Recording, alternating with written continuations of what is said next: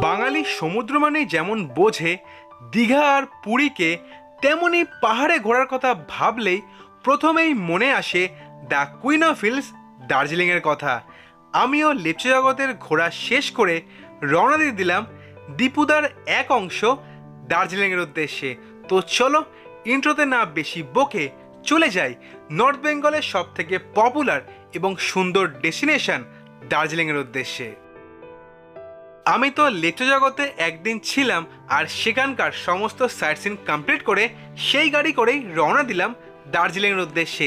তোমরা যারা এখনও আমার লেপচা জগতের সিরিজটা দেখোনি, আমি আই বাটনে আর ডেসক্রিপশনে সেই ভিডিওর লিঙ্ক দিয়ে দেবো, তোমরা কিন্তু অবশ্যই সেই ভিডিও দেখে এসো। আর তোমরা যারা এনজেপি বা শিলিগুড়ি জাংশন থেকে দার্জিলিং আসতে চাইছো, সেখান থেকে কিন্তু ডাইরেক্টলি তোমরা শেয়ার গাড়ি বা প্রাইভেট গাড়ি পেয়ে যাবে দার্জিলিং আসার জন্য।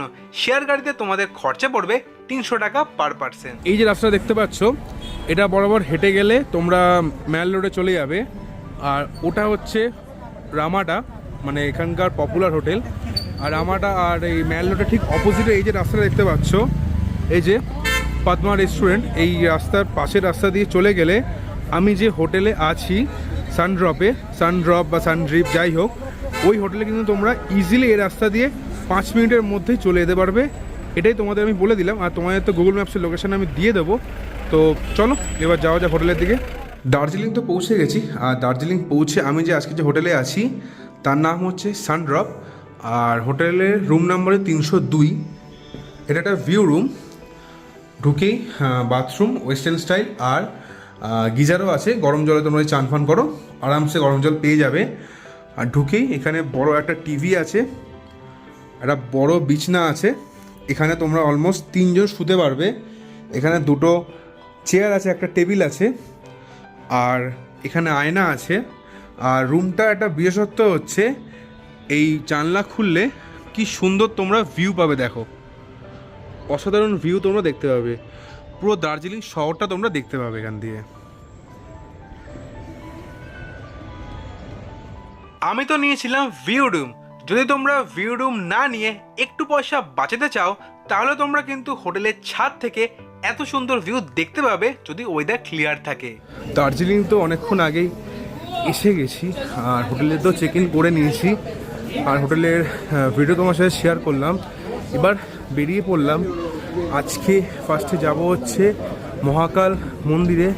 তো চলো, ম্যাল রোডের ওপর দিয়ে মহাকাল মন্দির যেতে হয়। তো মহাকাল মন্দিরে যাওয়ার রাস্তার ভিডিওটা তোমার সাথে শেয়ার করছি, আর মহাকাল মন্দিরে পৌঁছে তোমার সাথে আবার কথা হচ্ছে।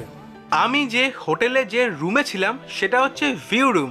তাতে আমার খরচা পড়েছিল 1800 টাকা পার ডে।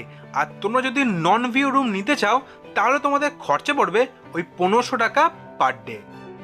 নিউ মহাকাল মার্কেটের রাস্তা ধরেই এবার আমি রওনা দিলাম মহাকাল মন্দিরের উদ্দেশ্যে।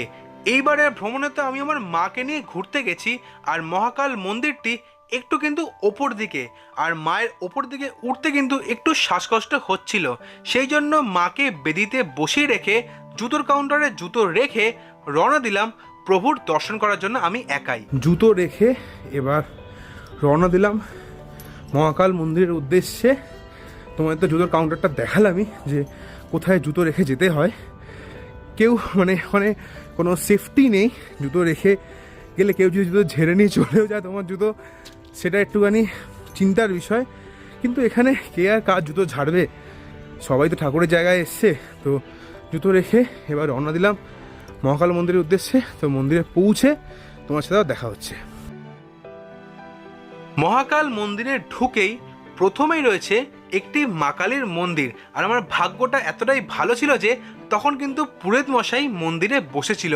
সেই জন্য আমি আর আমার মায়ের নাম আর গোত্র বলে মায়ের কাছে পুজো দিলাম।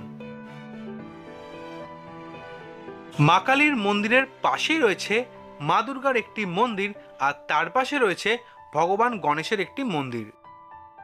মহাকাল মন্দিরে এলাম, এখনও কিন্তু ভোলে বাবার দর্শন করা হয়নি, আমি নিজেও করিনি, আর তোমাদেরকেও ভিডিওর মাধ্যমে করানো হয়নি। তো চলো তোমাদেরকে ভোলে বাবার দর্শন করিয়ে আনি।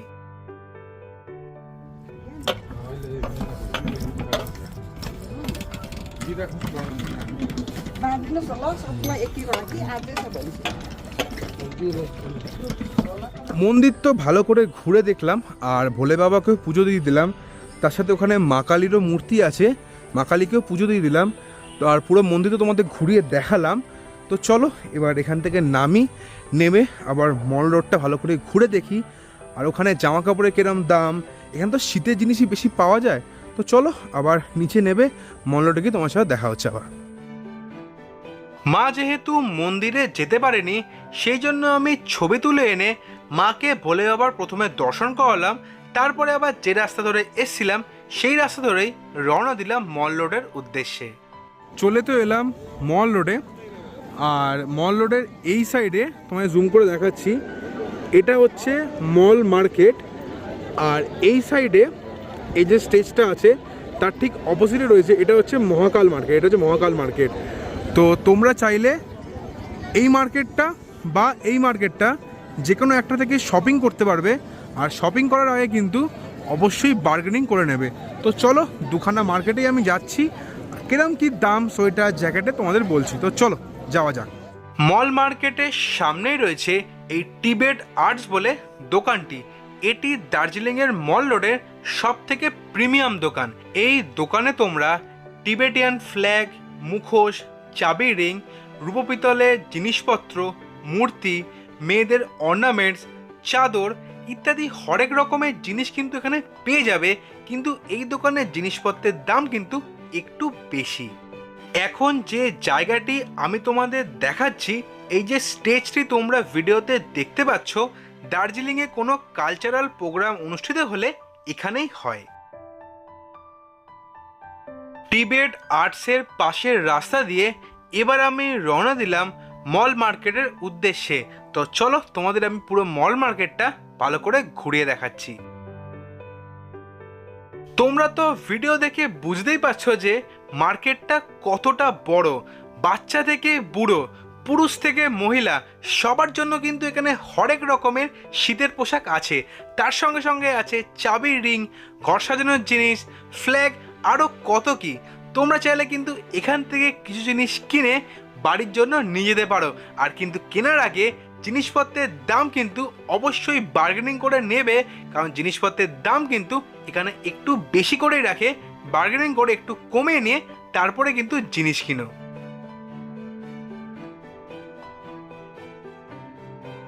মল মার্কেট তো ভালো করে ঘুরে দেখলাম, আর তোমাদেরকে তো ঘুরিয়ে দেখালাম। এবার চলে এলাম মহাকাল মার্কেটে। আর এই মহাকাল মার্কেটটা কিন্তু মল মার্কেটের থেকে একটু ছোট। তোমরা চাইলে কিন্তু দুটো জায়গায় জিনিসপত্রের দাম ভেরিফাই করে তারপরে কিন্তু যেখান থেকে একটু কমে পাবে সেখান থেকে কিনতে পারো। ঘড়িতে এখন বাজে হচ্ছে 7টা।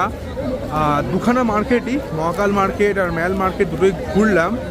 জিনিসপত্রের দাম কিন্তু এখানে রিজনেবলই আছে, কিন্তু জিনিসপত্র কেনার আগে যা তোমাদের দাম বলবে তোমরা কিন্তু নেওয়ার সময় অবশ্যই বার্গেনিংটা করে নেবে, কারণ দামটা একটু বেশি বাড়িয়ে রাখে। যেমন আমি এই যে কি রিংটা নিলাম, কারণ আমি বাইক না স্কুটি চালাই, এরকম কি রিং আমার খুব পছন্দের। তো এরকম কি রিং নিলাম, বলেছিল 60 টাকা, আমি 10 টাকা কমিয়ে 50 টাকা করে নিলাম। জ্যাকেট আজকে নিইনি, কারণ কলকাতায় যা গরম আর কলকাতায় কত মাস ঠান্ডা পড়ে। আজকে তো নিলাম না কিছু, কালকে আসবো আবার, কালকে দেখবো যদি বার্গেনিং করে কিছু নেওয়া যায়। তো হয়ে গেল ম্যাল মার্কেট ঘোরা। প্রচণ্ড খিদে পাচ্ছে, দেখি পাহাড়ে এসে মোমো খেতে হবে না।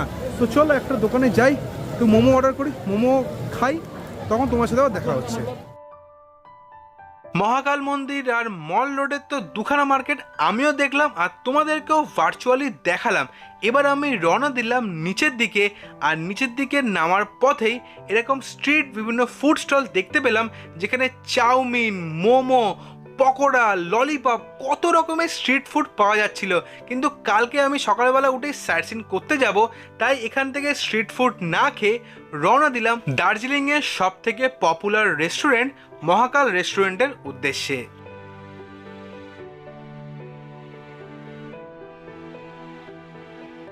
দার্জিলিং আসার আগেই এই হোটেল মহাকালের কথা আমি শুনেছিলাম যে এখানে খুব ভালো থালি পাওয়া যায় বা এখানে খাওয়ার টেস্ট নাকি খুব ভালো। তো আমিও চলে এসেছি আজকে। তো আজকে আমি এখানে অর্ডার করেছি মহাকাল স্পেশাল ভেজ থালি, ওটার দাম হচ্ছে 250 টাকা। আর দুটো আলুর পরোটা অর্ডার করেছে, কারণ আমি আর মা দুজন এসেছি, তো একটু তো মানে খাবারের কোয়ান্টিটি বেশি লাগবে, কারণ পেট ভরাতে হবে। তো খাবারটা আসুক, দেখাবো তোমাদেরকে আর খেয়ে বলবো খাবারের কেমন টেস্ট। এক নজরে তোমরা দেখে নাও এই রেস্টুরেন্টের বাঙালি থালির কেমন কি দাম। মহাকাল স্পেশাল থালি এসে গেছে। এখানে দুরকম সবজি দিয়েছে, চাটনি দিয়েছে, আলু ভাজা দিয়েছে, পাঁপড়, জিরা রাইস, এটা হচ্ছে চাউমিন, এটা হচ্ছে ভেজ মাঞ্চুরিয়ান টাইপের, ছোলার ডাল, পনির, লাচ্ছা পরোটা, আর ওটা হচ্ছে স্যালাড, আর ওদের হচ্ছে আচার সামথিং কিছু হবে। এটার দাম হচ্ছে 250 টাকা। আর তার সাথে আমি অর্ডার করেছিলাম, এটা হচ্ছে দুটো আলুর পরোটা, এর দাম হচ্ছে 40 টাকা করে ইচ, মানে টোটাল 80 টাকা। ঘড়িতে এখন বাজে হচ্ছে 10:30, আর মহাকাল হোটেল থেকে অনেকক্ষণ আগে খেয়ে চলে এসেছে, অলমোস্ট 8:30টার কাছাকাছি। এবার তোমাদের খাবার রিভিউটা দিই। ওই হোটেলের খাবার টেস্ট কিন্তু অসাধারণ ছিল, অসাধারণ। তাই আমি অবশ্যই তোমাদের রেকমেন্ড করব যে তোমরা এলে ওই হোটেল থেকে অবশ্যই কিন্তু লাঞ্চ বা ডিনারটা করো। প্রাইসও খুব রিজনেবল আর টেস্টও কিন্তু অসাধারণ। আজকে ভেজ থালিটা নিয়েছিলাম, স্পেশাল ভেজ থালি, কালকে স্পেশাল ননভেজ থালিটা কিন্তু ট্রাই করে দেখব। তো আজকে জন্য ভিডিওটা আমি এখানেই শেষ করলাম। এবার আমি ঘুমাতে যাব, কারণ কালকে আমাকে উঠতে হবে 3টের সময়, কারণ 4:45-তে বেরোতে হবে, কারণ যাব হচ্ছে ফার্স্টে টাইগার হিলে সানরাইজ দেখার জন্য। তো আজকের ভিডিওটা আমি এখানেই শেষ করলাম। তোমার সবাইকে গুড নাইট। তোমার সঙ্গে দেখা হচ্ছে আবার কালকে ওই সকাল না ভোর 3:30-টের সময়। তো আজকের জন্য টাটা।